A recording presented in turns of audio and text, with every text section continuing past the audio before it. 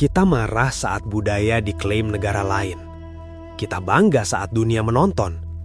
Tapi tanpa kita sadari, di negeri sendiri, budaya itu hilang karena kita diam. Kita sering senang lihat budaya Indonesia viral.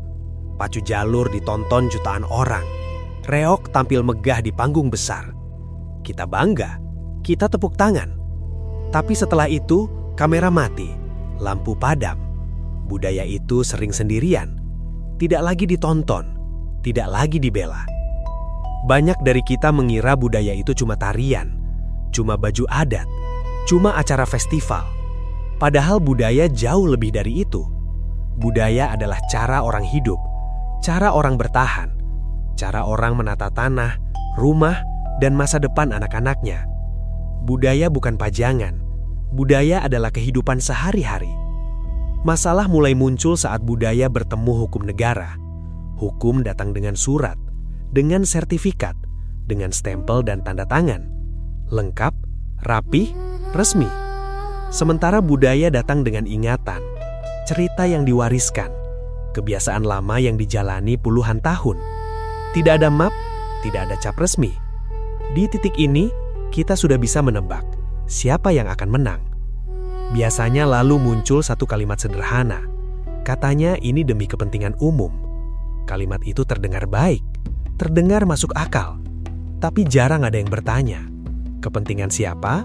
Umum yang mana? Dan orang-orang yang tinggal di situ dapat apa?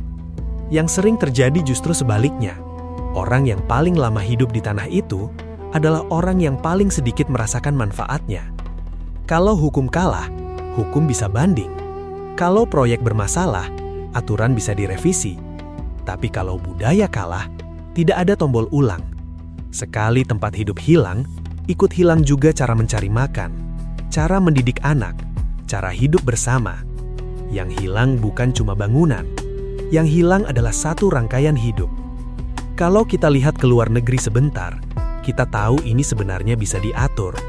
Di Tiongkok, kalau proyek besar menemukan situs budaya atau sejarah, proyeknya ditunda, disurvei dulu, dipetakan dulu. Kadang jalannya dibelokkan, kadang proyeknya diubah.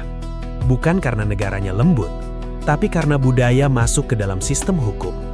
Di Jepang juga begitu. Bangunan tua yang dianggap bersejarah bisa menghentikan proyek besar.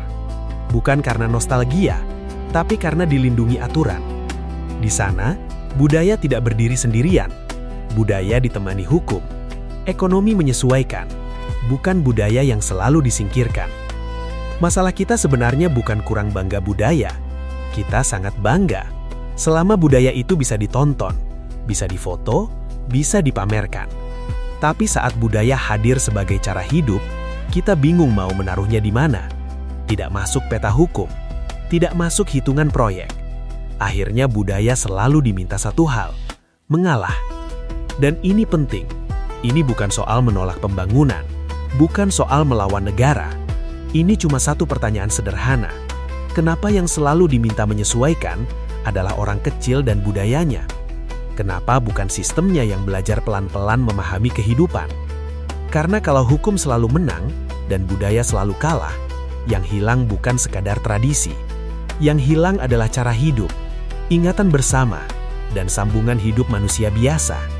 Dan semua itu sering terjadi tanpa teriakan, tanpa keributan, tanpa kamera. Pelan-pelan, diam-diam, sampai suatu hari kita sadar, budaya yang dulu kita banggakan di layar, sudah tidak punya tempat lagi di dunia nyata. Dan saat itu, yang tersisa hanya satu pertanyaan kecil, yang terlambat kita ucapkan.